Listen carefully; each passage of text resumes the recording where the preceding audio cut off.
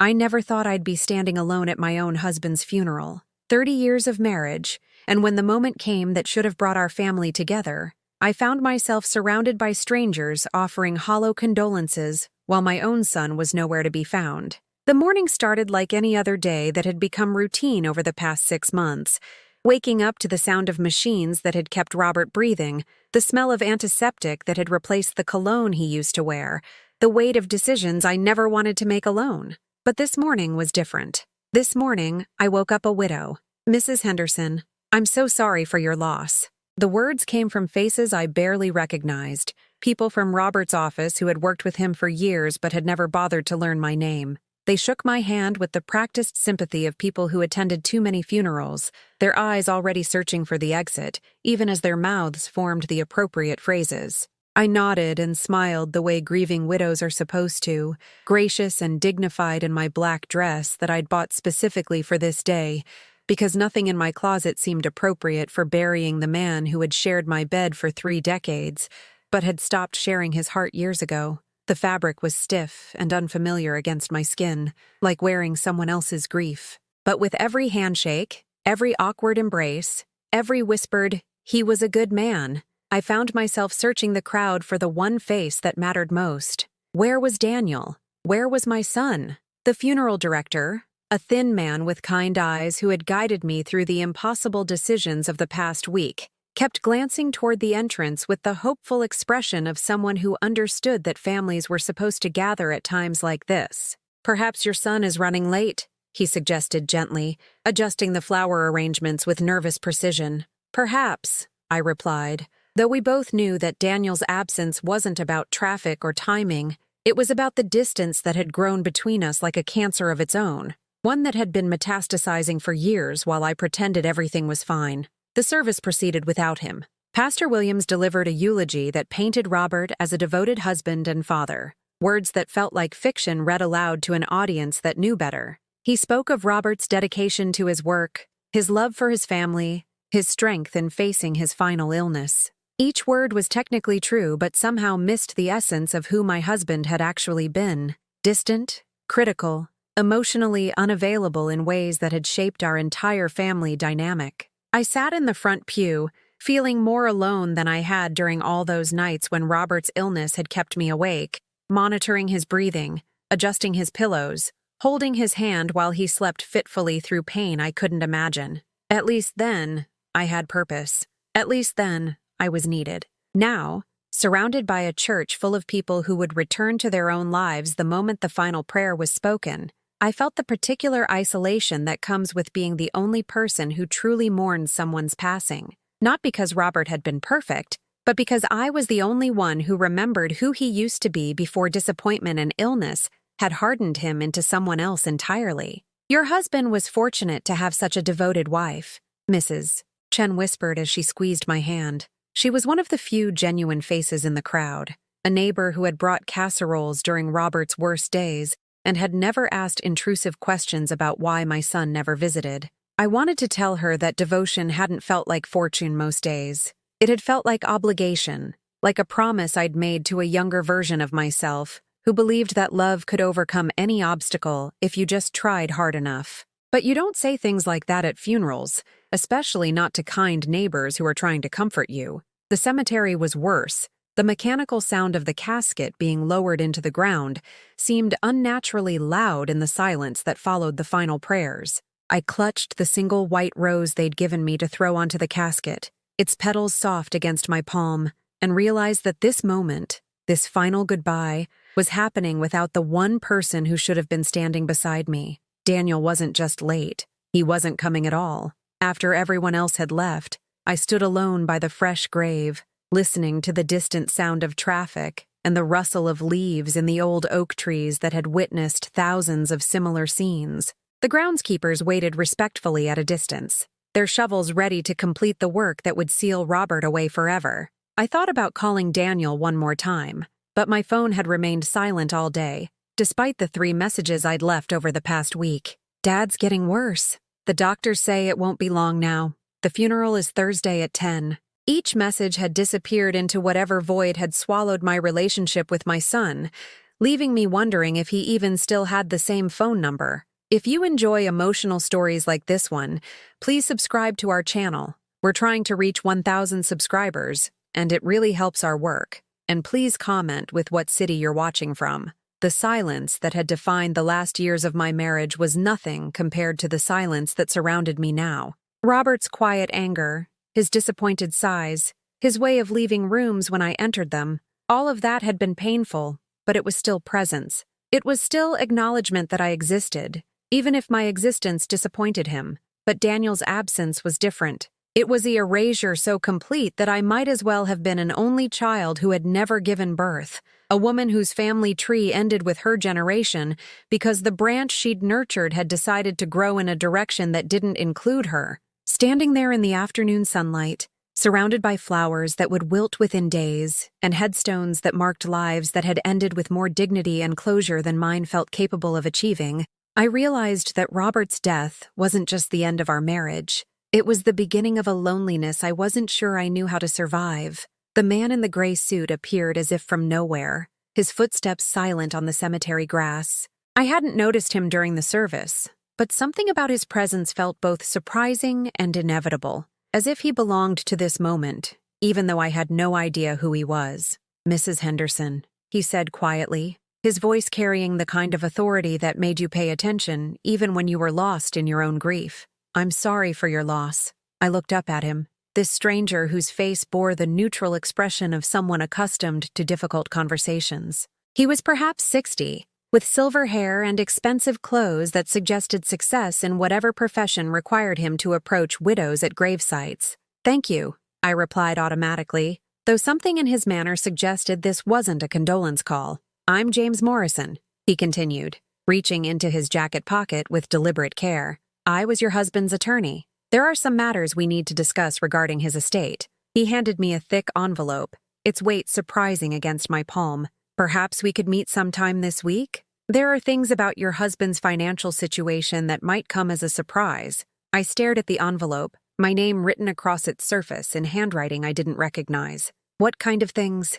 Mr. Morrison glanced around the cemetery as if checking for eavesdroppers, then looked back at me with an expression that seemed to carry both sympathy and something that might have been excitement. "Mrs. Henderson," he said quietly, "your husband left you $5 million. The words hung in the air between us like a foreign language I wasn't sure I'd heard correctly. $5 million. The number was so far outside my understanding of our financial reality that it felt like he'd told me Robert had left me a spaceship or a castle in Europe. "I think there's been some mistake," I said, my voice sounding distant to my own ears. "Robert and we were comfortable, but we weren't wealthy. We drove used cars. We shopped with coupons. We postponed home repairs because they weren't in the budget." Mr.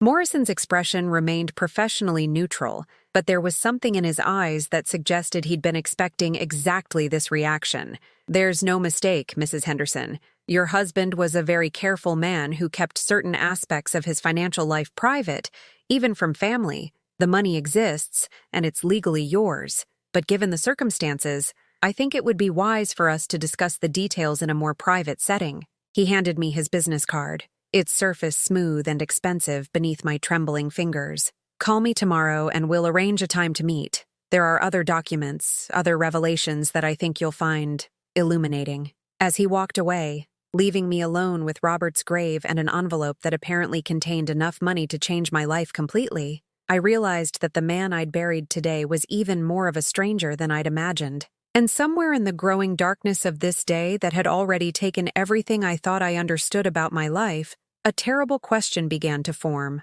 If Robert had hidden $5 million from me for 30 years, what else had he been hiding? The next morning brought the kind of clarity that only comes after a sleepless night spent staring at legal documents that make no sense. I sat at my kitchen table, the same one where Robert and I had eaten breakfast in silence for the past 5 years, surrounded by papers that painted a picture of a man I'd never known, bank statements showing deposits I'd never seen, investment portfolios worth more than our house, business partnerships in companies whose names meant nothing to me. And through it all, one question echoed louder than the rest. Why hadn't he told me? My phone buzzed with a text message, and for a moment, hope fluttered in my chest. Maybe Daniel had finally seen my messages.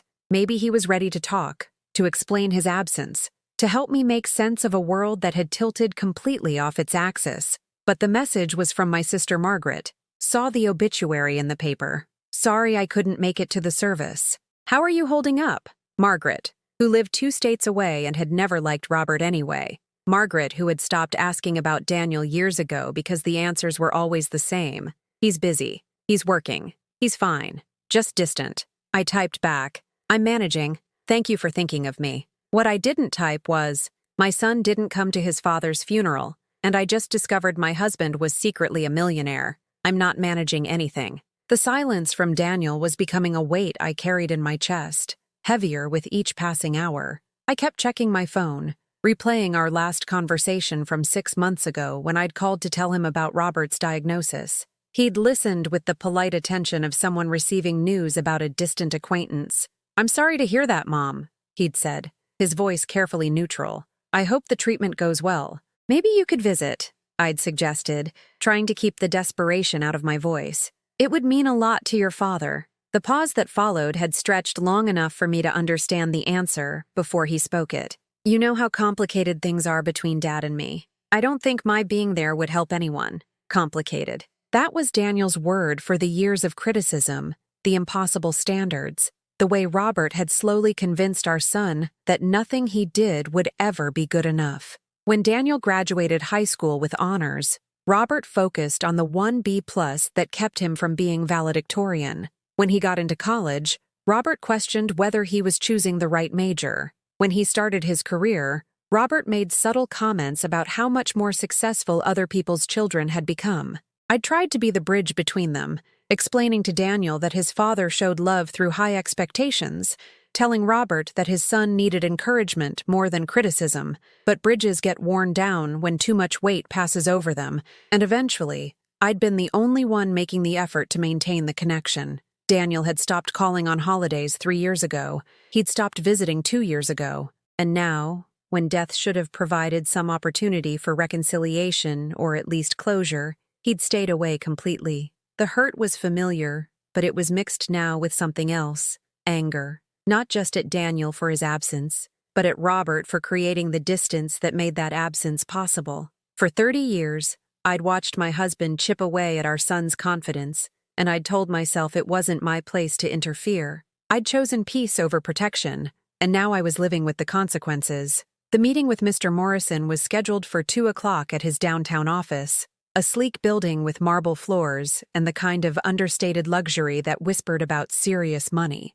I'd worn my best dress, the navy blue one I'd bought for special occasions that had become increasingly rare over the years. His secretary, a efficient woman with graying hair, offered me coffee while I waited in a reception area decorated with expensive art and fresh flowers. Everything about the place suggested success on a scale that made my modest suburban life feel quaint and small. Mrs. Henderson, Mr. Morrison said as he emerged from his office, extending his hand with the same professional warmth he'd shown at the cemetery. Thank you for coming. I know this must be overwhelming. His office was lined with law books and diplomas, windows offering a view of the city that stretched to the horizon. He gestured to a chair across from his mahogany desk, its surface organized with the precision of someone who controlled details for a living. I've reviewed all of your husband's documents, he began, opening a thick file that bore Robert's name in neat lettering. And I have to say, this is one of the most complex estate situations I've encountered.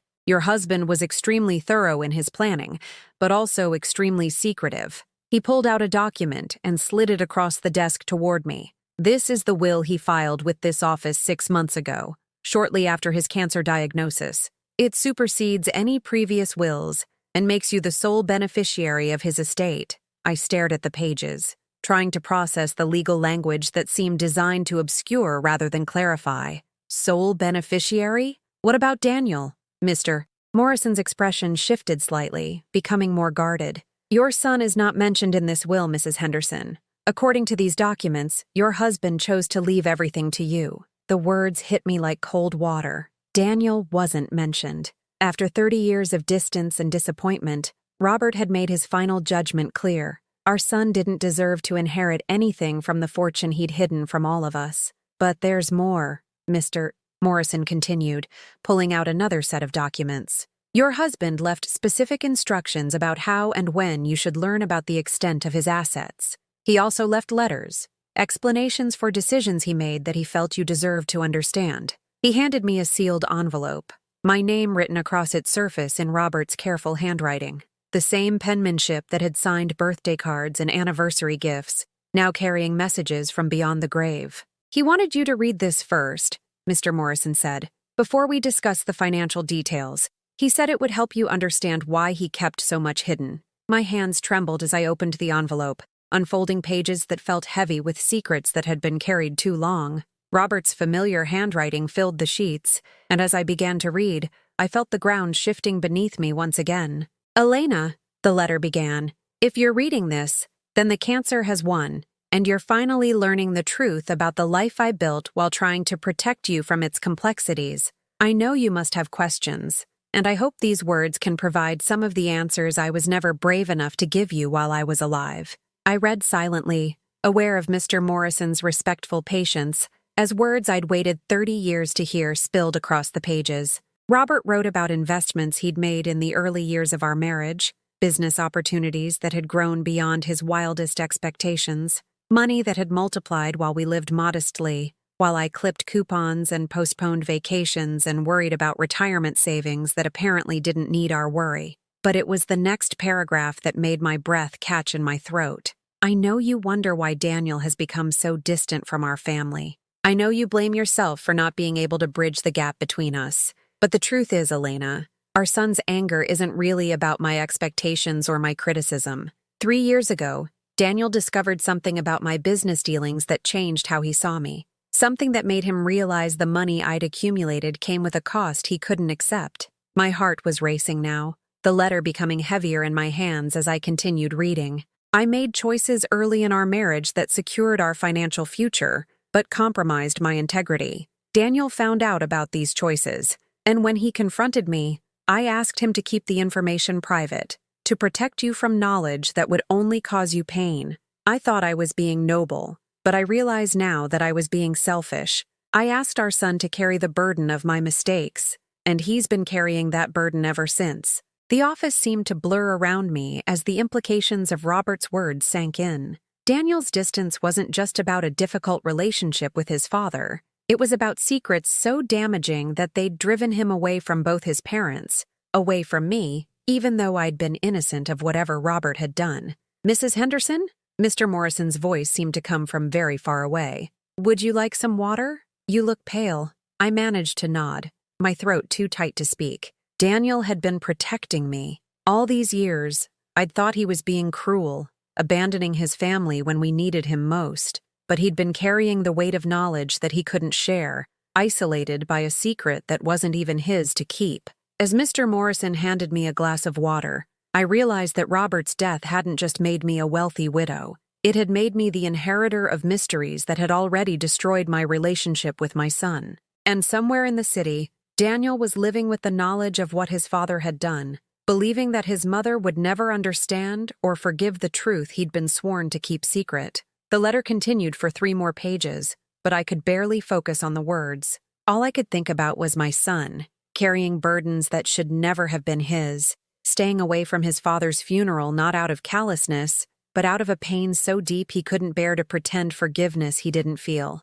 Robert's money was mine now, but the cost of that inheritance was becoming clearer with every revelation. I'd gained wealth I'd never asked for, and lost relationships I'd thought were already broken beyond repair. But maybe, just maybe, understanding the truth could be the beginning of healing wounds that had been infected by secrets for far too long. That evening, I did something I hadn't done in over a year. I drove to Daniel's apartment across town. The letter from Robert was folded in my purse, its revelations burning like a brand against my consciousness. But I needed to see my son's face when I told him that I finally understood why he'd stayed away. The apartment complex was one of those modern developments with names like Riverside Gardens or Sunset Manor that promised luxury but delivered standardized comfort. Daniel lived in Building C, Unit 237, details I'd memorized from Christmas cards I'd sent that were never acknowledged, and birthday gifts that disappeared into silence. I stood outside his door for 10 minutes before working up the courage to knock,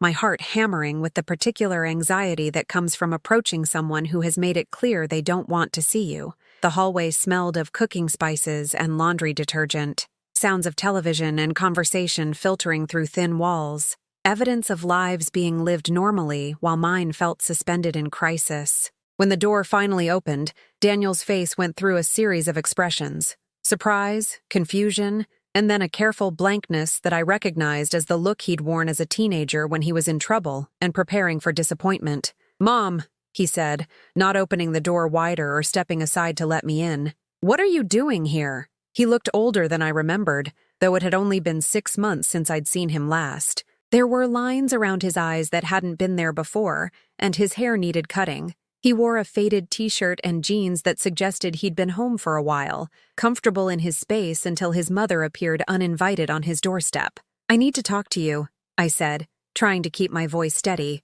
"about your father, about why you didn't come to the funeral." Something flickered across his face, pain, maybe, or anger. It was hard to tell because he'd gotten so good at hiding his emotions from me. "I thought I made my position clear when Dad got sick. Some things can't be fixed just because someone dies. I know about the money, Daniel." The words came out in a rush, desperate to break through the wall he'd built between us. "I know about the business dealings. I know you've been keeping secrets to protect me." His face went completely still, the kind of stillness that comes when someone is calculating how much damage has already been done and how much more might be coming. He glanced past me to check if any neighbors were listening, then finally stepped aside to let me into his apartment. The space was neat but impersonal, like a hotel room where someone had been staying temporarily for several years. There were no family photos, no personal mementos that spoke of history or connection. The absence of any pictures of Robert and me felt deliberate and pointed, as if Daniel had made a conscious decision to erase us from his visible life. "How much do you know?" he asked, not offering me a seat or the kind of basic hospitality that should exist between family members. I pulled Robert's letter from my purse, unfolding it with hands that had steadied since the initial shock of reading it. "I know that 3 years ago, you discovered something about your father's business that changed everything. I know he asked you to keep it secret, and I know that's why you've been staying away from both of us." Daniel laughed, but there was no humor in the sound. It was the bitter laugh of someone who had been carrying a burden too heavy for one person to bear. "That's what he told you? That he was protecting you?" He walked to his kitchen and poured himself a glass of water, his movements sharp with suppressed anger. "Mom, do you have any idea what Dad actually did to make all that money?" I shook my head, feeling like a child who was about to learn that everything she'd believed about her parents was a carefully constructed lie. "He foreclosed on people," Daniel said, his voice flat with disgust. "Working families who fell behind on their mortgages because of medical bills or job losses. Dad bought distressed properties for pennies on the dollar and then evicted families from homes they'd lived in for generations." The words hit me like physical blows, each revelation worse than the one before. "But he worked in insurance," I said weakly. "He processed claims. That was his day job," Daniel continued, his anger growing stronger now that the truth was finally being spoken aloud. "His real money came from a side business he ran with some investors. They specialized in buying up mortgages from desperate banks and then accelerating foreclosure proceedings. He made millions forcing people out of their homes." I sank onto his couch without being invited, my legs suddenly unable to support the weight of this knowledge. The money that was supposed to secure my future had been built on the destruction of other families' security. Every dollar in those accounts represented someone else's lost home, someone else's broken dreams. "I found out by accident," Daniel said, sitting across from me but maintaining the distance of someone who didn't trust proximity to heal old wounds. "I was helping him with some paperwork when he was first diagnosed, and I saw the contracts. Names, addresses, amounts. Dozens of families, Mom. Maybe hundreds over the years." He pulled out his phone and scrolled through what looked like saved documents. The Hernandez family, 5 kids under 10, lost their house because the dad had a heart attack and couldn't work for 6 months. The Johnsons, elderly couple who fell behind because their insurance wouldn't cover his wife's cancer treatments. Dad didn't just buy their mortgages, he fast-tracked the evictions. Each name felt like a weight settling on my chest.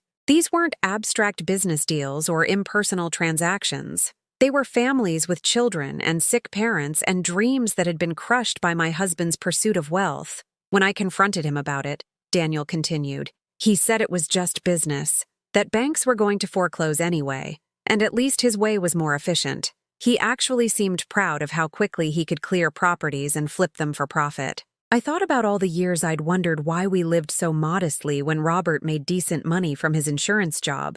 All the times I'd suggested we could afford small luxuries or help Daniel with college expenses, only to be told we needed to be more careful with our finances. Robert had been hoarding money built on others' misery while making his own family live like we were one missed paycheck away from disaster. But the worst part, Daniel said, his voice becoming quieter and more dangerous, was when I told him I couldn't be part of a family that profited from other people's pain. He didn't apologize or try to justify it. He just asked me to keep quiet about it so you wouldn't have to know. The full cruelty of Robert's manipulation was becoming clear now. He'd made Daniel complicit in the secret by framing it as protection for me, turning our son into an unwilling conspirator who had to choose between exposing his father's crimes or maintaining a relationship with his mother. I couldn't sit at family dinners pretending everything was normal, Daniel continued. I couldn't listen to Dad complain about our modest lifestyle when I knew he had millions in blood money sitting in accounts you didn't even know existed.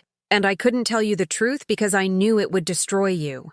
So you chose to stay away from both of us, I said, finally understanding the impossible position Robert had put our son in. I chose to stay away from him, Daniel corrected. Staying away from you was collateral damage I didn't know how to avoid. The apartment felt too small suddenly, the air too thin. I looked around at this sterile space where my son had been living in self-imposed exile, punishing himself for crimes he hadn't committed while trying to spare me pain I was going to have to feel anyway. When you called about Dad getting sicker, I wanted to come home, Daniel admitted. But every time I thought about sitting in that hospital room, listening to people talk about what a good man he was, I felt sick. How do you mourn someone who caused so much suffering to make himself rich? And the funeral, I started to say. I couldn't do it, Mom. I couldn't stand there while people talked about his legacy and his contribution to the community. Not when I knew what his real legacy was. I reached into my purse and pulled out the business card Mr. Morrison had given me. There's more money than I thought. $5 million. And now I know where it came from. Daniel stared at the card for a long moment, then looked back at me with an expression I couldn't quite read. What are you going to do with it? The question hung between us like a test, and I realized that my answer would determine whether there was any possibility of rebuilding the relationship Robert's secrets had poisoned. I don't know yet, I said honestly, but I know I can't keep money that was made by destroying other families. For the first time since I'd arrived, something in Daniel's expression softened slightly. Not forgiveness, exactly, but recognition that I might be capable of making different choices than his father had made. The families he evicted, I said. Do you still have their names? Daniel nodded slowly. I kept copies of everything. I told myself I might need them someday, but I wasn't sure for what. I want to see them, I said. All of them. I want to know exactly what your father did and who he hurt. As I prepared to leave Daniel's apartment that night, I realized that learning the truth about Robert's money was only the beginning. Now I had to decide what kind of person I wanted to be with the knowledge I couldn't unknow, and what kind of mother I wanted to be to a son who had been protecting me by staying away. The weight of $5 million felt heavier now that I understood its true cost. But maybe, just maybe, that weight could be transformed into something that brought healing instead of harm. The drive home from Daniel's apartment felt like traveling through a foreign country where all the landmarks had been moved, and the road signs written in a language I couldn't understand. Every street corner held memories of the life I'd thought I was living. The grocery store where I'd carefully budgeted our weekly meals while Robert sat on millions. The bank where I'd worried about overdraft fees while he maintained secret accounts. The small restaurant where we'd celebrated anniversaries on a budget that had been completely artificial. By the time I reached my empty house, the weight of 30 years of deception had settled into my bones like arthritis, making every movement painful and deliberate. I sat in my car in the driveway for almost an hour, staring at the modest 2-story home that Robert had always claimed stretched our financial limits. Now I knew it represented less than 10% of what he could have afforded. chosen specifically to maintain the illusion of middle-class struggle that kept me grateful for small mercies and unaware of larger truths. Inside, the silence was different than it had been since Robert's death. Before tonight, it had been the silence of grief, heavy with the absence of someone I'd loved despite his flaws. Now it was the silence of betrayal, echoing with the voices of families whose names Daniel had read to me like a roll call of the dispossessed. I opened my laptop and spent the next 3 hours researching the business Robert had built in the shadows of our marriage. Predatory lending, foreclosure mills, corporate entities with innocuous names like Sunlight Holdings and Community Development Partners that specialized in extracting maximum profit from human desperation. The internet was full of stories that matched the pattern Daniel had described. Families who'd fallen behind on payments due to medical emergencies, job losses, or death of a primary breadwinner, only to find their mortgages sold to investors who accelerated foreclosure proceedings with ruthless efficiency. Children forced to change schools in the middle of the academic year. Elderly couples evicted from homes they'd lived in for decades. Young families watching their credit destroyed and their futures mortgaged to pay for the greed of people like my husband. I found a news article from 2 years ago about a veteran who'd lost his home while recovering from injuries sustained in Afghanistan. The photograph showed him standing in front of a modest ranch house with his wife and 2 small children, holding a notice of eviction. The house had been sold to Sunlight Holdings for $30,000 below market value, then flipped 6 months later for a $200,000 profit. The veteran's name was Marcus Webb.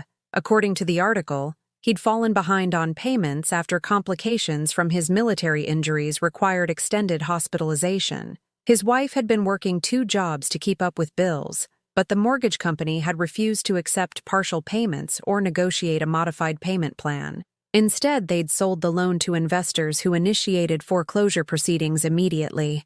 I stared at the photograph until the faces blurred through my tears. These weren't statistics or business transactions.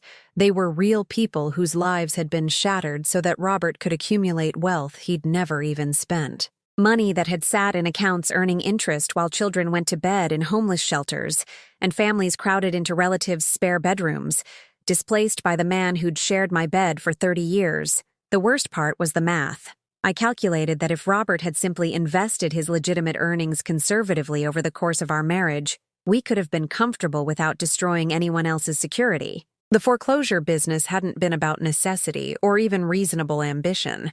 It had been about the pursuit of wealth for its own sake, regardless of the human cost. That night, I did something I hadn't done since childhood. I sat on my kitchen floor and cried until my chest ached and my throat was raw. Not the dignified tears of a widow mourning her husband, but the ugly, desperate sobs of someone whose entire understanding of reality had been stripped away and replaced with a version so cruel, it felt like a practical joke played by a malicious universe. I thought about calling my sister Margaret, but what would I say? That the man she'd never trusted had been even worse than she'd suspected? That I'd been living off blood money for decades without knowing it? That my son had been forced to choose between protecting me and maintaining his own integrity? I thought about calling Daniel back, but our conversation had ended with the careful distance of 2 people who had shared terrible knowledge, but weren't sure how to transform that sharing into reconciliation. He'd given me the files, copies of contracts and foreclosure notices that documented his father's systematic destruction of other families' security, but he'd made it clear that information alone wouldn't be enough to bridge the gap between us. Around midnight, sitting in my empty living room with Robert's business files spread across the coffee table like evidence in a criminal trial, I finally understood why Daniel had stayed away from his father's funeral. It wasn't cruelty or indifference. It was the only way he could maintain his sanity while carrying the knowledge of what Robert had done. But I had something Daniel hadn't been able to access during the years he'd carried this burden alone. I had the money itself. $5 million that could be transformed from an instrument of harm into a tool for healing, if I could find the courage to do what Robert had been too selfish to attempt. The problem was that courage felt like a resource I'd exhausted. For 30 years, I'd been making small compromises and accepting small deceptions, telling myself that preserving peace was more important than demanding truth. I'd watched Robert crush Daniel's spirit with criticism and impossible standards, and I'd chosen harmony over advocacy, I'd noticed the secretiveness about finances and the evasive answers about his business dealings, and I'd chosen trust over investigation. Every choice I'd made to avoid conflict had prepared me for this moment when the stakes were too high for avoidance and the consequences too severe for diplomacy. But I felt like someone who'd spent decades building muscles for lifting feathers being asked to move mountains. The files Daniel had given me contained addresses of the families Robert had foreclosed on, some as recent as 6 months ago. Real people living with the ongoing consequences of decisions my husband had made from the comfort of his home office, the same room where I'd brought him coffee and asked about his day without ever suspecting that his work involved systematically destroying other people's security. I picked up one file at random. The Hendersons, no relation despite sharing my married name. Parents of 3 children, foreclosed on after the father's construction company went under during an economic downturn. They'd lost their home of 15 years to Sunlight Holdings, which had purchased their mortgage for 60 cents on the dollar and immediately initiated eviction proceedings. According to Daniel's notes, the Hendersons had tried to negotiate a payment plan or loan modification, but Robert's company had refused all attempts at compromise. The house had been sold at auction for $180,000, bought by another of Robert's entities, and flipped 8 months later for $340,000. The Henderson family had been living in a rented trailer since the eviction, the children attending a school district with lower ratings and fewer resources. These were the people whose suffering had paid for the comfortable retirement Robert had planned for us. These were the families whose displacement had funded the legacy he'd intended to leave me. I thought about the veteran, Marcus Webb, and wondered if he was still struggling with housing instability 2 years after losing his home. I thought about the Hendersons in their trailer, trying to rebuild credit that would probably never recover from the foreclosure that had been entirely preventable if Robert had shown any willingness to work with them instead of against them. But mostly, I thought about Daniel, carrying this knowledge alone for 3 years, watching me worry about money that had been hidden from me while knowing exactly how that money had been acquired. He'd been forced to choose between exposing his father's crimes and maintaining a relationship with his mother, and he'd chosen a third option, removing himself from the situation entirely to avoid having to make an impossible choice. As dawn broke through my kitchen window, illuminating the scattered files that documented 3 decades of systematic cruelty disguised as business acumen, I realized that Robert's death had given me something he'd never intended, the power to undo some of the harm he'd caused. The money he'd left me wasn't inheritance. It was restitution that had been stolen from families who deserved it more than I did. And maybe, just maybe, returning it to them could be the beginning of healing wounds that had been infected by secrets for too long. I had no idea how to find these families or whether they'd accept help from the widow of the man who'd destroyed their security. I had no idea whether Daniel would see such efforts as meaningful or whether they could bridge the gap his father's manipulation had created between us. But for the first time since Robert's death, I had a purpose that felt larger than my own grief. I had $5 million that could either continue the cycle of harm Robert had started or become the tool for something approaching justice. The choice was mine now, and unlike every other choice I'd made during my marriage, this one wouldn't be influenced by the need to keep peace or avoid conflict. Robert was gone, but his victims were still suffering.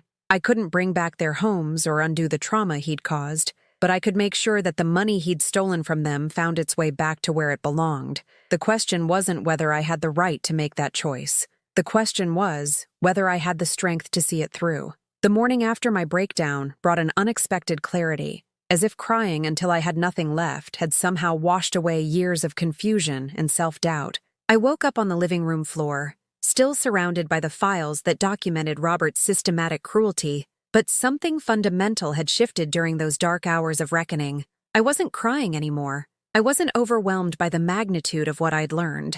Instead, I felt something I hadn't experienced in decades, a sense of purpose that belonged entirely to me, untainted by the need to please or accommodate or keep peace with anyone else. I made coffee with steady hands and sat down at my kitchen table, not to grieve or despair, but to plan. For the first time since Robert's death, I had a clear vision of what needed to happen next, and it had nothing to do with what anyone else expected from a recently widowed woman. The first call I made was to Mr. Morrison's office. His secretary tried to schedule an appointment for later in the week, but I insisted on speaking with him immediately about urgent matters regarding Robert's estate. "Mrs. Henderson?" His familiar voice came through the phone with professional concern. "I hope you're adjusting well to the information we discussed yesterday. I know it's a lot to process. I need to know about liquidating assets," I said, cutting through his diplomatic preamble. "All of them. How quickly can Robert's investments be converted to cash?" There was a pause on the other end, the kind of silence that follows unexpected requests that fall outside normal client behavior. "May I ask what you're planning?" Liquidating everything at once could result in significant tax implications and lost investment opportunities. "I'm planning to return the money to the people Robert stole it from," I said, surprised by how steady my voice sounded. "Every penny that came from foreclosure profits needs to go back to the families he displaced." Another pause, longer this time.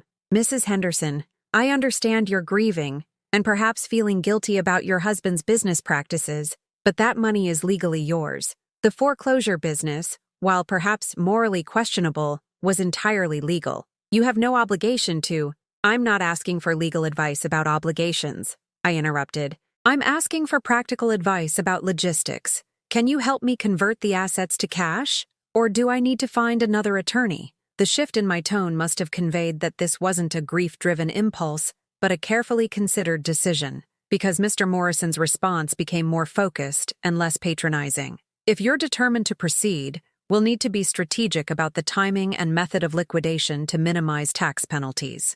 Some of the investments have significant capital gains implications. We should also discuss setting up a foundation or trust structure that could facilitate the distribution process while protecting you from potential legal complications." We scheduled a meeting for the following day to discuss the technical details, but as I hung up the phone, I realized that the hardest part wasn't going to be the financial logistics. It was going to be finding the families Robert had harmed and convincing them to accept help from the woman who'd been married to their destroyer. I spent the rest of the morning creating a spreadsheet of every family named in Daniel's files, organizing them by date of foreclosure, amount of loss, and current contact information where available. The mathematics of human suffering laid out in neat columns and rows, each entry representing dreams destroyed and security stolen. Some of the foreclosures were recent enough that finding current addresses would be relatively simple. Others went back over a decade, requiring detective work to track down families who might have moved multiple times since losing their homes. A few of the older entries included obituaries, people who'd died before seeing any justice for what Robert had done to them. The phone rang around noon, interrupting my research. Daniel's name appeared on the screen, and for a moment, I hesitated. Our conversation the night before had ended civilly but not warmly, with the careful distance of two people who'd shared difficult truths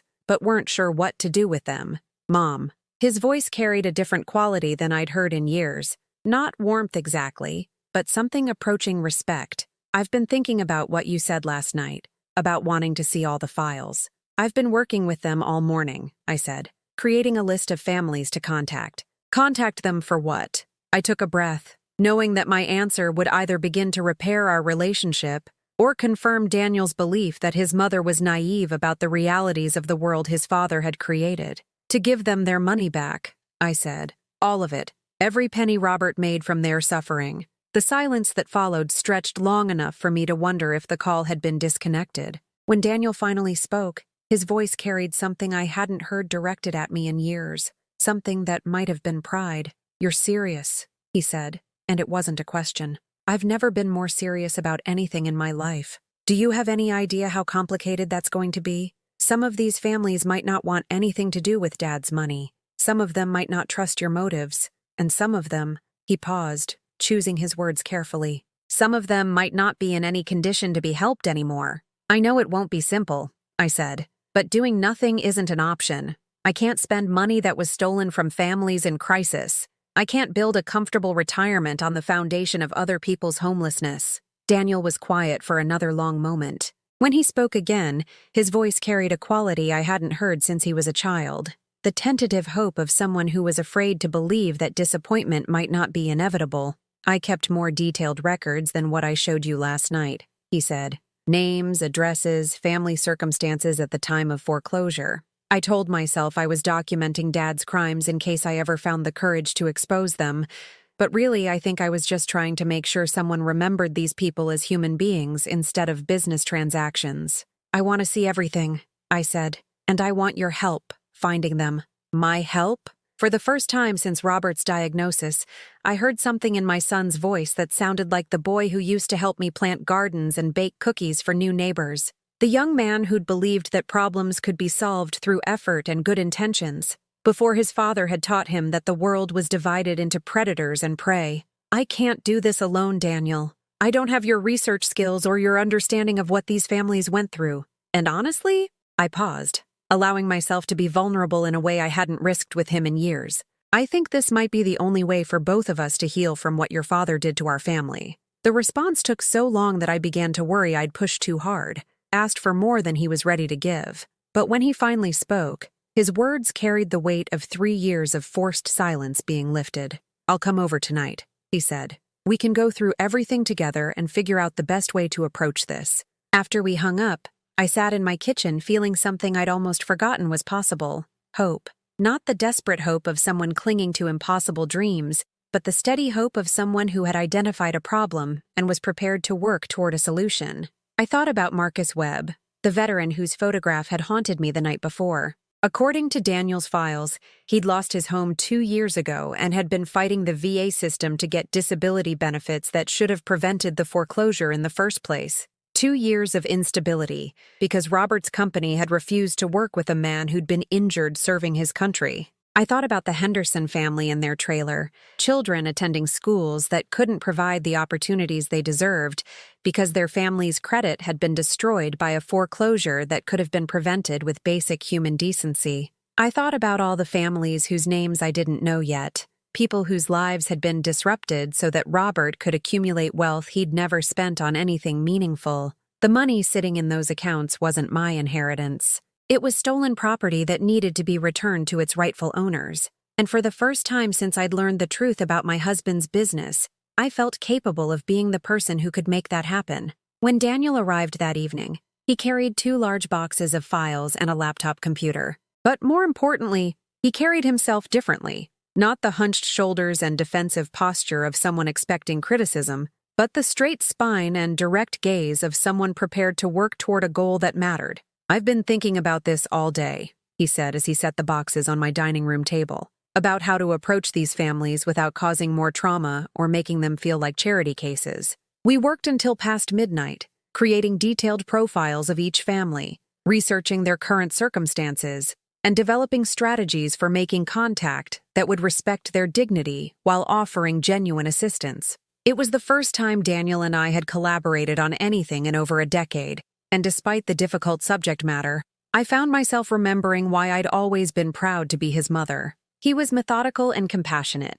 careful to research each family's current situation before making contact, determined to approach them as equals rather than victims. His anger at Robert had been transformed into protective advocacy for the people his father had harmed, and watching him work, I realized that the man I'd been afraid I'd lost was still there. He'd just been waiting for a cause worthy of his best qualities. We'll start with the most recent cases, Daniel said as we finally packed up the files for the night. Families who are still dealing with the immediate aftermath and might need help most urgently. As he prepared to leave, Daniel paused at the door and looked back at me with an expression I hadn't seen in years. Not love exactly, but something approaching respect, and the possibility that love might be rebuilt on this new foundation of shared purpose. You know this isn't going to be easy, he said. Some of these people might reject our help or question our motives, and even if we succeed in returning all the money, it won't undo the trauma Dad caused. I know, I said,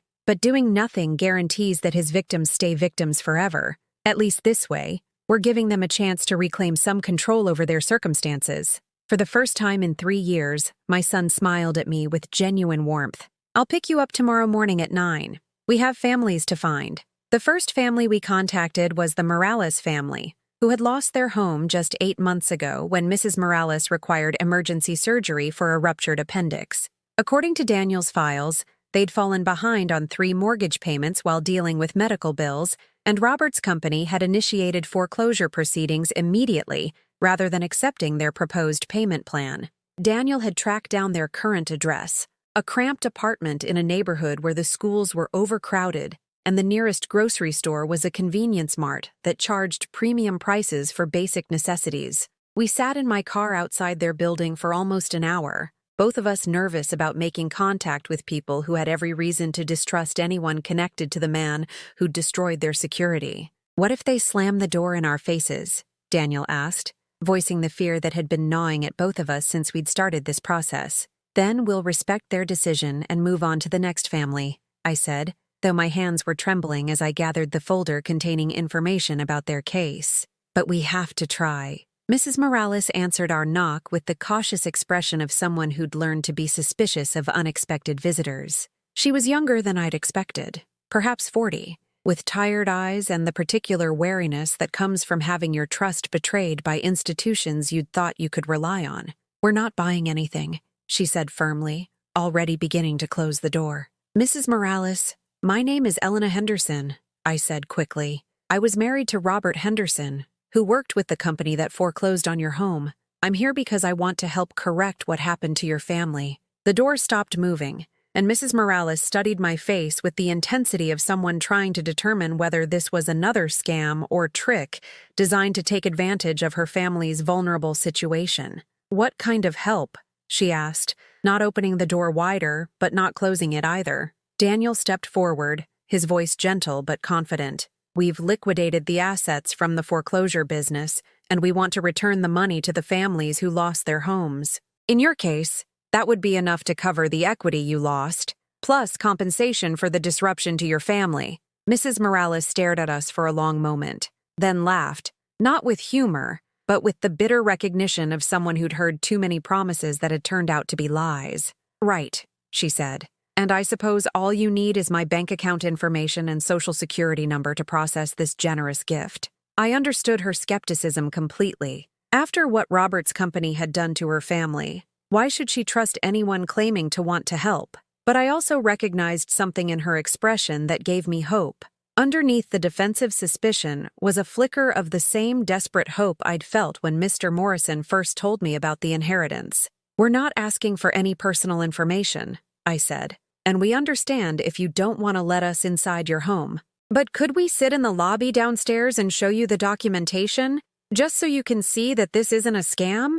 Something in my tone must have convinced her that we weren't typical predators, because after another moment of consideration, she nodded toward the building's small lobby area. 20 minutes later, Mrs. Morales was crying as she looked through the paperwork Daniel had prepared, copies of the foreclosure documents, proof of the profits Robert's company had made from her family's loss, and a detailed explanation of how much money we wanted to return to them. $68,000, she whispered, staring at the figure we'd calculated based on their lost equity plus additional compensation for damages. That's enough to get our house back. The new owners haven't done anything with it yet. They've just been sitting on it. Her husband, Carlos, had joined us partway through the conversation, and I watched his face cycle through disbelief, suspicion, cautious hope, and finally something approaching trust as he studied the documents we'd brought. "Why are you doing this?" he asked, the question carrying weight beyond mere curiosity. "What's in it for you?"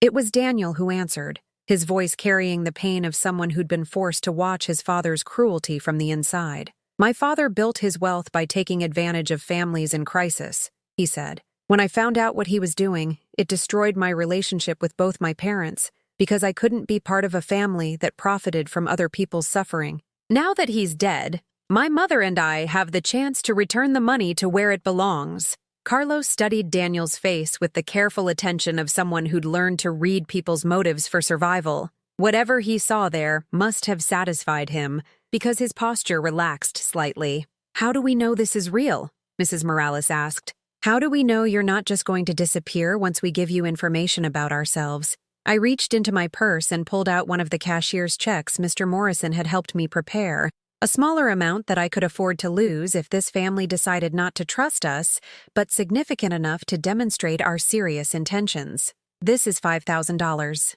I said, holding out the check. "Consider it a down payment on our promise. No strings attached, no information required from you. If you decide not to trust us with the larger amount, keep this money and consider it compensation for what my husband's company put your family through."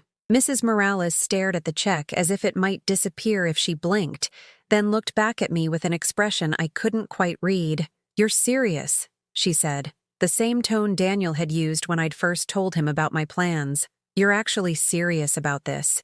I've never been more serious about anything in my life. Over the following weeks, word began to spread through networks of families who'd been affected by Robert's business practices. Mrs. Morales had contacted other families she'd met through support groups for people facing foreclosure, and those families had reached out to others they knew who'd had similar experiences. Some were suspicious, convinced that any offer of help had to be a trap. Others were angry, wanting nothing to do with money that came from the woman who'd been married to their destroyer. But enough families were willing to trust us that we began to develop a system for returning the stolen wealth. Daniel proved to be invaluable in these conversations. His obvious anger at Robert's business practices and his willingness to acknowledge the harm his father had caused helped convince families that we weren't trying to buy forgiveness or absolution.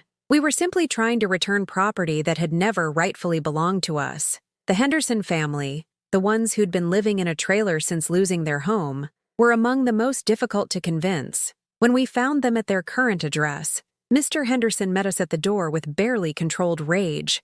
"So the wife finally found out what her husband was really doing," he said, his voice carrying years of accumulated bitterness. "Did it make you feel good, living off money stolen from families with kids?" I absorbed his anger without defensiveness, understanding that I deserved whatever fury these families needed to express. "No," I said simply. "It made me sick. That's why I'm here." "You think money fixes what you people did to us?" he continued. "You think a check erases the fact that my kids had to change schools in the middle of the year? That my wife had a nervous breakdown from the stress? That we've been living in a trailer for 2 years because your husband destroyed our credit?" "No," I said again. "Money doesn't fix any of that, but it might give you options you don't have right now, and it definitely belongs to you more than it belongs to me." Mrs.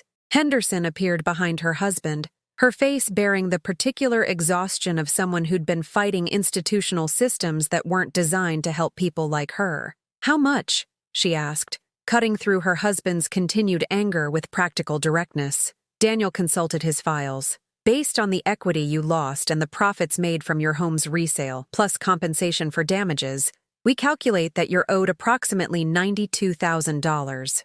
Mr. Henderson's anger faltered, replaced by the stunned silence of someone who'd been told that the burden they'd been carrying might finally be lifted. $92,000, Mrs. Henderson repeated, her voice barely above a whisper. "That's enough to get a real house again, in a good school district." Over the next month, Daniel and I developed a routine that felt more meaningful than anything I'd done during 30 years of marriage. We'd research families, make contact, provide documentation, and transfer funds to people who'd given up hope of ever recovering from what Robert's company had done to them. Not every family accepted our help. Some were too damaged by their experiences to trust anyone connected to the foreclosure industry. Others had moved on and didn't want reminders of their worst period. But enough families said yes that we began to see the concrete impact of our efforts. The Morales family bought back their original home and sent us a picture of their children playing in a backyard they'd thought they'd lost forever. Marcus Webb, the veteran, used his compensation to start a small business providing home repair services to other veterans, turning his experience with housing instability into advocacy for others facing similar challenges. Each success felt like a small victory against the legacy of harm Robert had created, but more importantly, it felt like healing for the relationship between Daniel and me. Working together toward a goal that mattered had reminded us who we'd been before Robert's manipulation had driven us apart. "You know, Mom," Daniel said one evening as we finished preparing documents for another family contact, "this is the first time in years that I've felt proud to be your son." The words hit me harder than any criticism he'd ever offered, carrying the weight of recognition that I'd finally found the courage to be the person he'd needed me to be all along. But we both knew that the hardest part was still coming. We'd identified over 60 families who'd been harmed by Robert's business, and some of them had been so traumatized by their experiences that approaching them would require extraordinary care and sensitivity. The money was available, the legal framework was in place, and our commitment was absolute. But justice delayed wasn't just justice denied. It was ongoing harm that continued to compound with every day these families spent struggling with consequences they'd never deserved. We were racing against time, geography, and the accumulated damage of years of institutional betrayal. But for the first time since Robert's death, I felt like I was fighting for something instead of just surviving something. And that, I was beginning to understand, made all the difference in the world. 6 months into our restoration project, when we'd successfully returned money to 37 families and were preparing to contact the remaining cases, Daniel discovered something in Robert's files that changed everything we thought we understood about the scope of his crimes. "Mom, you need to see this," he said, his voice carrying the same tense urgency it had held 3 years ago when he'd first uncovered Robert's foreclosure business. I found another set of files hidden in his home office computer, password-protected folders I couldn't access until now. We were sitting in my kitchen, surrounded by the familiar paperwork of families we were working to help, when Daniel opened his laptop and showed me documents that made Robert's previous crimes look almost modest by comparison. He wasn't just foreclosing on individual families, Daniel said, scrolling through spreadsheets that documented transactions involving hundreds of properties. He was working with a network of investors to deliberately target entire neighborhoods, driving down property values so they could buy multiple homes for cents on the dollar. The files revealed a systematic operation that went far beyond the predatory lending we'd already discovered. Robert and his partners had identified economically vulnerable communities, areas with high concentrations of elderly residents, single parents, or families living paycheck to paycheck, and had implemented strategies designed to destabilize entire neighborhoods. They would purchase several mortgages in a targeted area, accelerate foreclosure proceedings to create visible signs of economic distress, then use that distress to justify lowball offers on surrounding properties whose owners were panicking about falling property values. Families who weren't even behind on their payments would sell at significant losses because they'd been convinced their neighborhood was collapsing. "Look at this," Daniel said, pointing to a spreadsheet labeled Riverside Development Project. They systematically foreclosed on 12 families in the same 6-block area over the course of 18 months, not because those families couldn't pay, but because mass foreclosures would drive down the value of the remaining properties. I stared at the screen, feeling sick as the true magnitude of Robert's cruelty became clear. This wasn't just about individual families falling behind on payments during medical emergencies or job losses. This was about deliberately destroying entire communities for profit, using people's homes as weapons against their neighbors. "The Riverside neighborhood," I said, recognizing the name from news reports I'd seen years ago. That area that got redeveloped into luxury condos.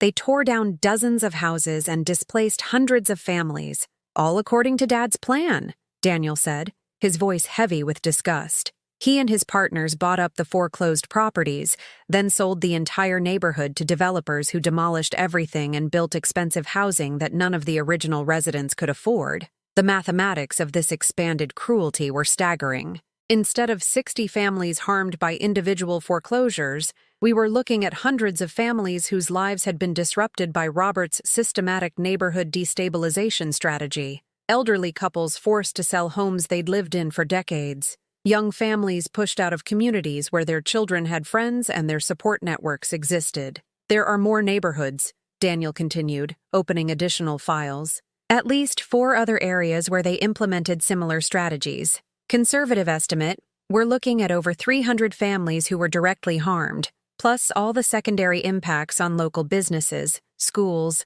and community organizations." I sat in silence, trying to process the revelation that my husband hadn't just been a predatory lender. He'd been an architect of community destruction on a scale that affected thousands of people. The $5 million I'd thought represented the full extent of his crimes was apparently just the beginning. "How much money are we talking about?" I asked, though I wasn't sure I wanted to hear the answer. Daniel scrolled through more documents, his face growing paler as he calculated the scope of profits generated by Robert's neighborhood destruction schemes. "Based on these files, I estimate the total profits from all his operations at somewhere between $20 and $30 million, he said. "The money you inherited was just what he kept in accounts under his own name. The rest is spread across multiple corporate entities and investment partnerships. $20 to $30 million. The number was so large it felt abstract, divorced from reality. but each dollar represented a specific act of cruelty: a family forced from their home, a neighborhood destroyed, a community scattered to the winds for the profit of people who would never have to live with the consequences of their actions. "We need to find all of it," I said, surprised by the steel in my own voice. "Every penny that came from destroying those communities needs to go back to the people who lost their homes." Daniel looked at me with something approaching awe. "Mom, that's going to require legal action against corporations and investment funds. It's going to mean depositions and court hearings and probably years of litigation. Are you sure you're prepared for that kind of fight?" I thought about the Morales family, playing in the backyard they'd thought they'd lost forever. I thought about Marcus Webb, building a business that helped other veterans avoid the housing instability he'd experienced. I thought about all the families we'd already helped, and all the families we hadn't found yet who were still struggling with consequences they'd never deserved. "I'm not just prepared," I said. "I'm eager." The legal process Daniel had warned me about began within days of our discovery. Mr. Morrison connected us with attorneys who specialized in corporate fraud and asset recovery, lawyers who understood that we weren't just trying to return stolen money. We were trying to dismantle a criminal enterprise that had operated under the cover of legitimate business. The first breakthrough came when we located Patricia Williams, a retired social worker who had been living in the Riverside neighborhood when Robert's scheme destroyed her community. She had kept meticulous records of what had happened to her neighbors, documentation that proved the systematic nature of the foreclosure campaign. "I knew something wasn't right," she told us during our first meeting. Families who had never missed a payment suddenly getting foreclosure notices. Properties sitting empty for months, making the whole neighborhood look abandoned. Real estate agents telling people they needed to sell immediately before values dropped even further. Patricia had tried to organize her neighbors to fight the foreclosures, but by the time they understood what was happening, the process was too far advanced to stop. One by one, families had been forced out or convinced to sell, until the community that had existed for generations was scattered across the city. "The worst part," she continued, "was that nobody believed us when we tried to report what was happening. The officials we talked to said it was just market forces, that sometimes neighborhoods decline and there's nothing anyone can do about it. But Patricia had saved everything: copies of foreclosure notices, records of property sales, photographs of the neighborhood before and after the systematic destruction. Her documentation provided the evidence our lawyers needed to prove that Robert's operation had been fraudulent rather than merely predatory. The court hearings that followed were unlike anything I'd ever experienced. Sitting in rooms filled with lawyers and corporate representatives, listening to technical discussions of asset forfeiture and criminal conspiracy, I sometimes felt like I was watching someone else's life unfold on a television screen. But then I would see the faces of the families we were fighting for. People like Patricia Williams, who had lost not just her home, but her entire community, like the Rodriguez family, whose teenage daughter had been forced to change schools 3 times as they moved from one temporary housing situation to another, like the elderly Mr. Chen, whose wife had died in a nursing home because they could no longer afford the assisted living facility where she'd been thriving. These weren't abstract legal concepts or theoretical injustices. They were real people whose lives had been shattered by my husband's systematic cruelty, and every day they continued to struggle with consequences they'd never deserved was another day that justice remained incomplete. The breakthrough moment came during a deposition when one of Robert's former business partners, faced with evidence of the neighborhood destruction schemes, agreed to cooperate with our asset recovery efforts in exchange for reduced legal exposure. "Your husband was the strategist," he told our lawyers. "He identified the target neighborhoods, coordinated the foreclosure timing, managed the relationships with developers. We provided funding and took a percentage of profits, but he was the architect of the whole operation." Within weeks of that deposition, we had access to corporate bank accounts containing more than $18 million in profits from Robert's neighborhood destruction schemes. Money that had been sitting in investment accounts earning interest while the communities he'd destroyed struggled to rebuild what he'd torn apart. But the most satisfying moment came when Patricia Williams called to tell me that enough families had received compensation to begin rebuilding the community networks that Robert's schemes had scattered. "We're organizing a neighborhood reunion," she said, her voice bright with excitement I hadn't heard when we'd first met. "Families are moving back to the area. Children are reconnecting with friends they hadn't seen since the displacement. It's not the same as what we lost, but it's the beginning of healing. That evening, Daniel and I sat in my kitchen tallying the final numbers. In 18 months of legal action and systematic restoration, we had returned over $23 million to families and communities harmed by Robert's operations. More importantly, we had provided hundreds of families with the resources they needed to rebuild stability that had been stolen from them. "You know what the strangest part is?" Daniel said as we finished our calculations. "For the first time since I found out about Dad's crimes, I don't feel ashamed to be his son, because whatever damage he caused, we've done everything humanly possible to repair it." I looked at my son, this man who had carried impossible burdens for years, who had isolated himself to protect me from truths I'd needed to face, and realized that Robert's greatest crime hadn't been the theft of money or the destruction of communities. His greatest crime had been the way he'd poisoned the relationships between the people who should have been able to trust each other most. He'd turned Daniel into an unwilling conspirator, made me into an unknowing accomplice, and created distance between us that had felt permanent and irreparable. But money stolen can be returned, communities destroyed can be rebuilt, and trust broken by one person's selfishness can be restored by another person's courage to do what's right, regardless of the cost. "I'm proud of you too," I told Daniel, "and I'm proud of us." For the first time in over 3 years, my son reached across the table and took my hand, not with the careful politeness of someone maintaining necessary distance, but with the warm grip of someone who had found his way home. 2 years after that first devastating voice message, I stood in the same cemetery where Robert's funeral had taken place, but this time I wasn't alone. Daniel stood beside me, and we were surrounded by more than 50 people whose lives had been touched by our restoration efforts. Families who had found their way back to stability, children who were thriving in schools they'd thought they'd lost forever, elderly couples who had reclaimed dignity that Robert's schemes had tried to steal.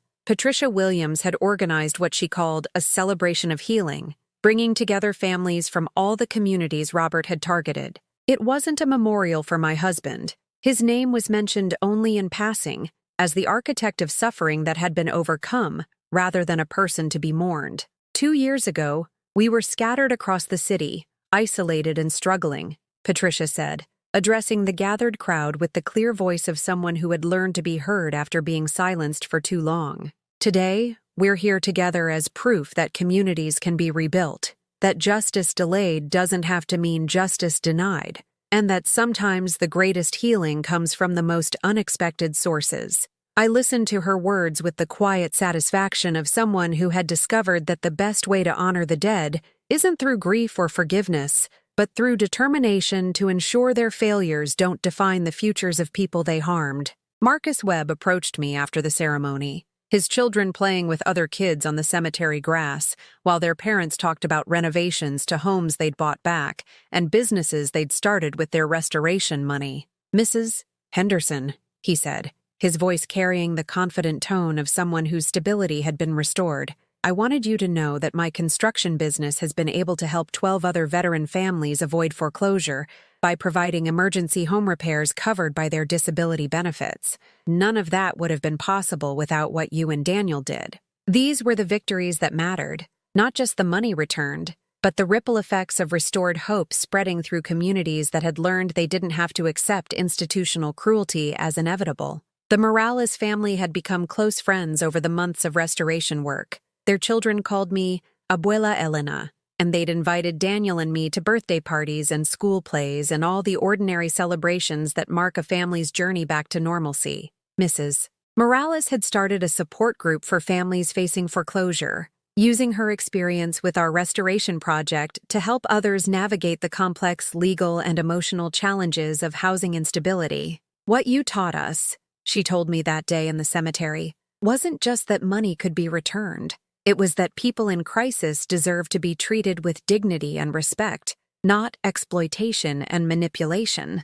As the gathering wound down and families began to head home to the communities they'd rebuilt, Daniel and I walked slowly toward Robert's grave. It was the first time either of us had visited since the funeral, and I was surprised to realize that I felt no anger toward the man buried there, only a kind of distant sadness for someone who had chosen wealth over humanity and power over connection. "Do you think he would have been proud of what we did?" Daniel asked, staring at the headstone that bore Robert's name and dates, but no meaningful summary of the life he'd lived. "I think he would have been horrified," I said honestly. "He spent 30 years accumulating money and power, and we gave it all away in 18 months. From his perspective, we threw away everything he worked for." "Good," Daniel said with quiet satisfaction, "because everything he worked for was built on other people's suffering." We stood there for a few more minutes, not in mourning, but in acknowledgement that this chapter of our lives was finally, completely closed. Robert's legacy wasn't the wealth he'd accumulated or the communities he'd destroyed. It was the family he'd almost lost through his manipulation and the relationships he'd almost destroyed through his secrets. But his legacy was also the choice Daniel and I had made to transform his failures into other people's healing, to use the tools of his destruction for the work of restoration. "I got an offer yesterday," Daniel said as we walked back toward the car. "A nonprofit organization that helps families facing foreclosure wants me to head their legal advocacy program. The salary isn't much, but it's enough to live on, and the work would be similar to what we've been doing." "Are you going to take it?" I asked, though I already knew the answer from the excitement in his voice. "I think Dad's crimes taught me what I'm supposed to be doing with my life," he said. "I can't undo what he did, but I can spend my career making sure other families don't have to go through what his victims experienced." The restoration project had changed both of us in ways that went far beyond the legal and financial logistics of returning stolen money. Daniel had discovered a calling that gave meaning to his professional skills, while I had learned that the person I'd been for 30 years, passive, accommodating, eager to avoid conflict, had been a choice rather than an inevitable characteristic. I'd spent decades believing that keeping peace was more important than demanding justice, that maintaining harmony was more valuable than protecting the vulnerable. But the past 2 years had taught me that some kinds of peace are just silence in the face of ongoing harm, and some kinds of harmony require other people to absorb suffering so that privileged people can remain comfortable. The woman who had stood alone at Robert's funeral, overwhelmed by betrayal and abandonment, had been someone who reacted to circumstances rather than shaping them.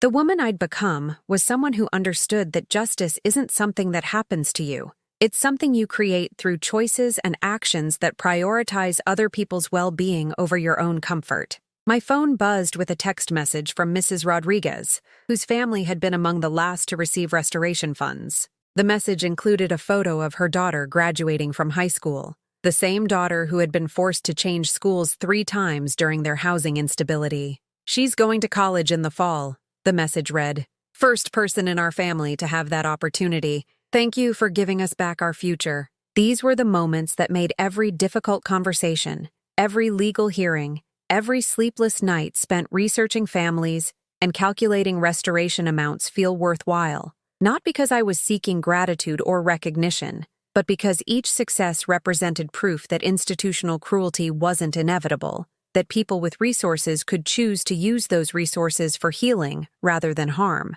The money was all gone now. Every penny of Robert's wealth returned to families and communities he'd targeted.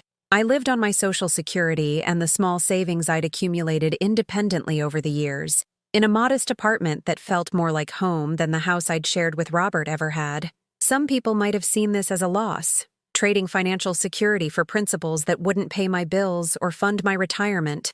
But I'd learned something during those months of restoration work that I'd never understood during 30 years of marriage: the difference between being wealthy and being rich. Robert had been wealthy, accumulating money and assets that provided financial security but required moral compromise to maintain. I had become rich in ways that money couldn't measure. Rich in relationships restored, rich in communities healed, rich in the knowledge that I'd chosen justice over comfort when the choice mattered most. Daniel called me every few days now, not out of obligation, but because he genuinely enjoyed talking with me about his work and mine. I'd started volunteering with Patricia Williams' community rebuilding efforts, using skills I'd developed during the restoration project to help other families navigate the complex systems that determined housing stability. "You know what I realized," Daniel said during one of our recent conversations. "All those years I stayed away because I thought you couldn't handle the truth about Dad, but you handled it better than I did.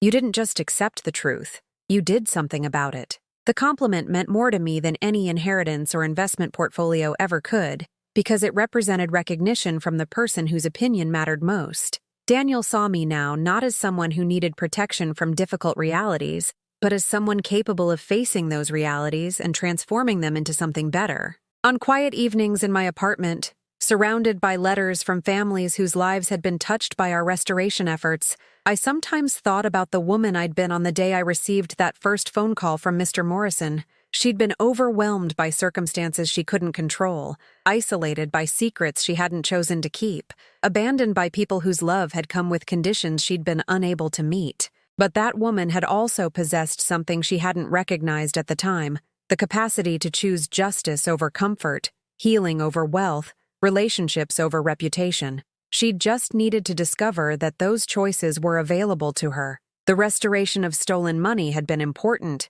but it wasn't the most significant thing Daniel and I had accomplished. The most significant thing was the restoration of trust between us, the rebuilding of a relationship that Robert's manipulation had nearly destroyed. We'd learned that families, like communities, could survive systematic damage and emerge stronger than before, not because the harm hadn't been real, but because the response to that harm had been guided by love rather than fear, by principles rather than convenience. I'd started as Elena Henderson, the widow who inherited millions without understanding their cost. I'd become Elena Morrison.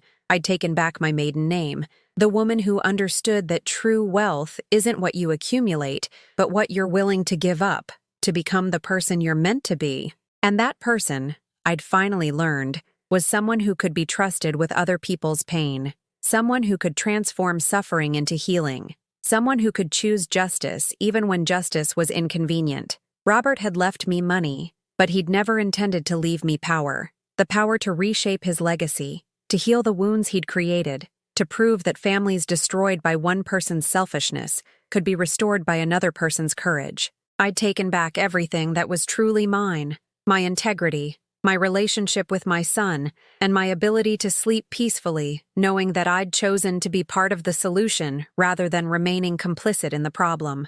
And that, I understood now, was the only inheritance that had ever really mattered.